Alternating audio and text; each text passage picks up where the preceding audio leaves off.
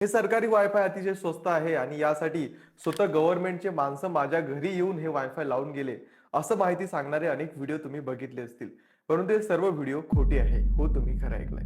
तर सरकार असं कोणतंही वायफाय नेटवर्क कोणालाच प्रोव्हाइड करत नाहीये.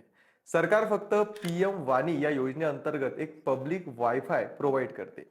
आता हे पब्लिक वायफाय चहाची टपरी, हॉटेल्स आणि दुकानदारासाठी आहे. आता समजा तुम्ही एका चहाच्या टपरीवर चहा प्यायला गेले आणि तिथं तुम्हाला अचानक काही काम आलं.